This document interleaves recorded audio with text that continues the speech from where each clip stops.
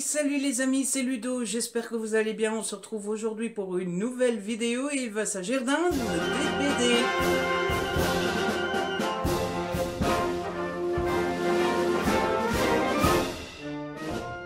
En effet, j'ai lu quelques BD dernièrement et donc eh bien, il est grand temps de pouvoir vous en parler. J'ai 4 bandes dessinées à vous parler. Alors, il s'agit de nouveautés pour moi, forcément, mais il y a des BD qui datent un petit peu, hein. Voilà, pour vous, vous les connaissez peut-être, mais j'avais très envie de vous en parler. Et donc, eh bien, j'attends pas plus longtemps pour le faire. Et ce que je vous propose, c'est qu'on ne traîne pas, histoire que la vidéo ne dure pas trop longtemps. La première BD dont je dois vous parler, c'est un tome 5. Mais j'avais très envie de vous en parler parce que je l'ai trouvée assez différente des premiers tomes. Ce qui m'a étonné, et forcément, bah, quand on est étonné, on a envie de partager ça avec les amis, avec vous. Donc j'ai lu Animal Jack, le tome 5, Revoir un printemps. C'est de Miss Prickly au scénario, enfin non, au dessin plutôt, et Kit Toussaint au scénario, c'est aux éditions Dupuis. Pour ceux qui ne connaissent pas encore la saga, pourtant je pense que je vous en ai déjà parlé, c'est en gros, le gros du gros, c'est l'histoire de Jack, qui est juste ici. Voilà, c'est le petit garçon là, qui a la faculté de pouvoir se transformer en animal, n'importe lequel, quand il veut. La seule règle, c'est qu'il ne peut pas se transformer deux fois en un même animal. Et donc, bah, par exemple, s'il s'est transformé en chien dans le tome 1, bah, il ne peut plus jamais se transformer en chien. Et autour de ça, il y a toute une mythologie de où lui vient ce pouvoir, etc., etc., etc. Dans ce 5e tome, on est dans une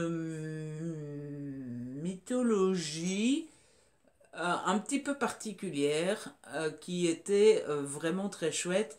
Alors c'est difficile, je me rends compte, en fait j'étais plein d'enthousiasme, plein d'entrain à vous en parler et finalement je me rends compte que ça va être difficile sans vous spoiler. On est dans un tome où tout le monde va être un petit peu paralysé et les héros vont faire en sorte de pouvoir s'en sortir. Le problème, c'est qu'il n'y a pas vraiment moyen. Et donc, ils vont chercher les moyens. Voilà. C'est un avis déjà un petit peu spoilant, mais j'ai fait de ce que je pouvais pour ne pas en dire trop. Mais j'ai encore une fois beaucoup aimé. C'est toujours aussi chouette. Jack est très attachant. Les personnages secondaires qui sont les amis de Jack et sa famille sont toujours très attachants aussi et sont toujours très mignons surtout, à faire attention, à prendre soin de Jack, à faire en sorte qu'il se sente bien, à faire en sorte qu'il vive bien son pouvoir, etc., etc. Et puis surtout, eh bien, euh, il y a ce côté aventure, puisque à chaque fois, dans chaque tome, on a ce point de départ, ce fait de départ, si je puis dire, ce schmilblick qui arrive, et puis on a cette aventure, parce que bah, il faut bien régler le problème, quoi. Donc ça, j'ai beaucoup aimé. Là où je trouve qu'il y a un truc différent par rapport aux autres, c'est qu'on a une pointe de fantastique, une pointe de science-fiction, une pointe d'effets surnaturels que je trouve qu'il n'y avait pas dans les premiers tomes. Les premiers tomes, quand c'était surnaturel, c'est parce que c'était des animaux qui n'existaient plus. Mais même dans ce cas-là, il y avait une explication. Ici, c'est surnaturel et il n'y a pas vraiment d'explication. Et donc j'ai trouvé que ça changeait beaucoup. Et puis surtout, ce qui m'a beaucoup touché dans ce tome-là, c'est que on a encore une fois une leçon, une morale, c'est le mot que je cherchais. On a encore une fois une morale qui est qu'il faut prendre le temps, il faut kiffer la vie, il faut vivre le temps présent et ça parfois moi personnellement j'ai tendance à l'oublier et donc ça fait super du bien de le découvrir et ça fait super du bien de le découvrir. Je suis pas un idiot qui vient de découvrir qu'il faut prendre le temps, mais ça fait du bien de temps en temps de le lire. Voilà, on a beau le savoir, parfois le fait qu'on nous le répète, le fait qu'on le lise, le fait qu'on s'en rende compte grâce à un livre, ça fait du bien. Et du coup, j'ai beaucoup aimé ce tome-ci et je ne peux que vous encourager à le découvrir vous aussi. Et j'allais oublier de vous montrer quelques petits dessins, alors que pourtant, dans un update BD, c'est quand même super important de vous montrer quelques petits dessins pour vous donner pour vous donner une petite idée de à quoi ça ressemble. Voilà. Ensuite, la deuxième BD que j'ai lue, il s'agit de Sorceline, le tome 1. Un jour, je serai fantasticologue. C'est de Sylvia Douillet et Paola Antista. C'est aux éditions Glénat, dans la collection Vent d'Ouest. Et j'ai beaucoup aimé aussi. Dans cette bande dessinée, on va suivre l'histoire de Sorceline. Sorceline qui est une... j'allais dire une sorcière, rien à voir, qui est une jeune fille qui est passionnée par les animaux légendaires et donc elle adore les dragons, les licornes, les monstres, les chimères, tout ça, tout ça. Et donc elle décide de vouloir être fantasticologue et pour pouvoir devenir fantasticologue, eh bien forcément il faut faire des études et pour faire ces études, elle décide d'aller voir quelqu'un qui s'y connaît bien et qui s'appelle le professeur Balzar et elle va donc aller faire un stage chez le professeur Balzar. Elle va se rendre chez lui, les cours vont commencer, tout va bien dans le meilleur des mondes. Le seul petit problème, le seul petit souci, c'est que quand elle va se rendre chez ce professeur, eh bien, il y a des choses assez mystérieuses qui vont se dérouler, des choses assez bizarres, des choses qui ne s'expliquent pas forcément et surtout des choses qui peuvent être dangereuses et qui vont poser des problèmes à nos amis. Et donc, eh bien, une partie du roman va consister à, eh bien, à démystifier ces mystères, quoi, à enquêter, à trouver ce qui se passe, à trouver d'où ça vient, à trouver comment régler le problème, tout ça, tout ça, tout ça. Et c'était vraiment, vraiment, vraiment très chouette. Et c'était vraiment, enfin moi j'ai beaucoup aimé et j'ai passé un super bon moment. L'histoire est très chouette. Le fait de découvrir les monstres les uns après les autres, c'est très chouette aussi. Le fait de découvrir le mystère est très chouette aussi. Et on s'attache énormément aux personnages. Et puis forcément, il y a beaucoup de mystères. Une enquête à la young adulte avec des jeunes, à la fantastique avec des bestioles. Et donc on passe un super bon moment et j'ai beaucoup aimé ce que j'ai lu.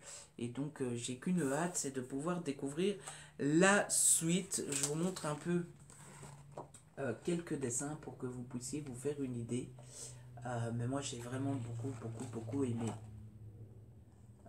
Et je vous en dis pas énormément parce que c'est vraiment le genre de BD qu'il faut découvrir soi-même et qu'il faut ben, il faut découvrir les événements les uns après les autres et du coup voilà. Mais déjà rien que les dessins comme vous le voyez, déjà rien que ça c'est fantastique quoi, c'est trop méga trop joli. Ensuite, la troisième BD dont je dois vous parler, il s'agit d'une très vieille saga, mais que moi j'ai découvert là, maintenant, tout récemment. J'ai lu Largo Winch, le tome 1, L'Héritier, c'est aux éditions Dupuis. Alors vous connaissez sans doute, moi je connaissais pas, j'en ai lu un article dans un magazine il y a pas longtemps, et quand j'ai lu l'article, et bien après j'ai eu envie de découvrir... j'avais envie de lire. Alors au début, je voulais faire la collection, sauf que je me suis rendu compte que les tomes étaient à 14,50 € et qu'il y avait déjà une trentaine de tomes parus. Donc j'ai été les chercher à ma bibliothèque, ce qui explique tout le scotch, le dos, tout ça. Et j'ai beaucoup aimé. Alors l'histoire sans spoiler, c'est l'histoire de Largo, qu'on voit là, Largo Winch, qui au début n'est pas du tout connu. Il est à l'étranger, il est loin, il n'a aucune idée de ce qu'il attend. Voilà, les origines, franchement, il ne faut pas en parler parce que ça fait partie intégrante de la découverte de la BD. Ce qu'on sait par contre au début de la BD, c'est que on est avec Nerio Lynch, Nerio Lynch qui est à la fin de sa vie, qui cherche un moyen de se tuer, il trouve le moyen de se tuer, et donc il décède et Largo Winch va hériter de tout ce qu'a Nerio, et donc on va suivre l'arrivée de Largo dans le groupe W, qui est donc le groupe que possédait Nerio, et à partir de là, c'est le branle-bas de combat, à partir de là, c'est le début des ennuis, puisque, eh bien, il va y avoir pas mal d'enquêtes, enfin d'intrigues plutôt, où on va s'en prendre à Largo, parce que bah, ça plaît pas beaucoup. Ça plaît pas à beaucoup de monde que Largo arrive comme ça en mode plic-ploc, salut, c'est moi le nouveau boss, ça farte, il est jeune, il mérite pas vraiment, hein, il vient de là d'où il vient sans avoir rien fait pour y arriver. Euh, et puis surtout, c'est un petit jeune, quoi. Et les vieux, là, qui sont là depuis des années, sont pas très contents que le petit jeune, il débarque et il donne des ordres, quoi. Et donc, il va y avoir beaucoup d'intrigues de ce genre-là. C'est vraiment très prenant. Il y a beaucoup de rythme, il y a beaucoup d'action, il y a beaucoup de... Ça fait un peu penser à Dallas en fait, sauf que là c'est pas une famille, c'est juste un héritier avec les actionnaires du groupe duquel il vient d'hériter. Et du coup, voilà.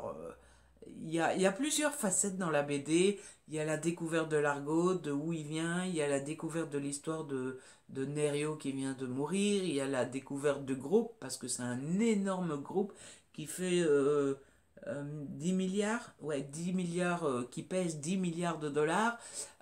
Et puis il y a toutes ces découvertes, des intrigues, de comment on va s'en prendre à Largo, de comment il va s'en sortir, de... Enfin bref, c'était vraiment très complet et j'ai passé un super bon moment avec cette BD. Les dessins sont pas moches, mais bon, voilà. C'est une saga de BD qui date des années 90 et ça se sent un petit peu, quoi. Alors, ça se sent légèrement, point de vue, dessin. Mais franchement, c'est vraiment très chouette. Et moi, j'ai passé un super bon moment. Et donc, je ne peux que vous conseiller cette saga de BD. Et enfin, la dernière BD que j'ai lue, c'est Maud et les aventuriers de l'océan. C'est donc de Maud Fontenoy et de Zimmerman Vinci. C'est aux éditions Jungle. Alors, ici, on est typiquement dans la mouvance, si je puis dire, de BD sur l'écologie, sur on essaie de vous sensibiliser à faire attention à ne pas polluer, à faire attention aux océans, à ne pas polluer les océans, à faire attention aux poissons, tout ça, tout ça, tout ça. Et c'est plutôt chouette. Alors au début de la saga, on est avec Samy. Samy qui est là. Et il passe ses vacances chez ses grands-parents. Au début, se taper les vacances chez les grands-parents, ça lui dit qu'à moitié, quoi, hein. Il ferait bien autre chose que d'aller se taper des vacances chez les grands-parents. Mais bon, il y va. Et quand il y va, il découvre une plage qui est extrêmement polluée. Il n'y a plus un seul poisson dans l'océan, etc., etc. Et je vais vous montrer les dessins. Je viens de tomber sur une pleine page là qui était magnifique. Et juste au moment où il se rend compte que cette plage est, est toute polluée, eh bien, il y a tous les autres jeunes qui vont arriver, les jeunes qui constituent un groupe qui s'appelle les Aventuriers de l'Océan. Groupe qui est mené par cette jeune dame ici, et groupe qui fait en sorte d'aider l'océan, d'aider la nature et de faire en sorte que de dépolluer, de mettre en place des systèmes pour aider la planète à aller mieux, etc., etc. Et donc ils vont partir à l'aventure, et notamment dans un laboratoire, et ils vont tous ensemble chercher un moyen de rendre propre la plage de Sami qui a été polluée. C'est une BD super bien faite. Vous avez vu les dessins, hein, les dessins sont sublimes. Elle est super bien faite parce qu'il y a plein de... D'abord, il y a l'aventure, hein. Sami est embarqué par les aventuriers de l'océan. Ils partent, ils découvrent plein de choses, ils découvrent plein de paysages, plein de nature, etc., etc. Et il y a un côté super prenant de savoir comment est-ce qu'ils vont s'en sortir pour dépolluer la plage et tout.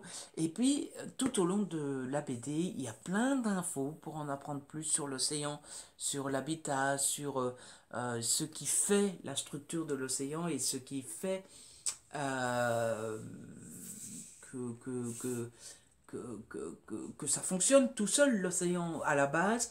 On vous en apprend plus sur la biologie, etc., etc., etc. Et puis à la fin de la BD, eh bien, vous avez un petit carnet de notes. C'est un petit bonus dans lequel on vous apprend ce qu'est le biomimétisme, et la grande barrière de corail. J'ai du mal, mais je vais y arriver. Donc bref, c'était vraiment très chouette. Et je ne peux que vous conseiller cette BD aussi. Et donc voilà, c'est comme ça que se termine cette petite lecture. J'espère qu'il vous a plu. J'espère que je vous ai bien parlé de ces BD. Et j'espère que je vous ai donné envie d'en découvrir une, en tout cas l'une d'entre elles. Si vous avez aimé la vidéo, n'hésitez pas à la liker, à la partager, n'hésitez pas à me laisser un petit commentaire, vous savez que j'adore vous lire. Si ce n'est pas encore fait, abonnez-vous, c'est gratuit et ça fait plaisir. On se retrouve très vite pour une nouvelle vidéo. D'ici là, prenez soin de vous et de ceux que vous aimez.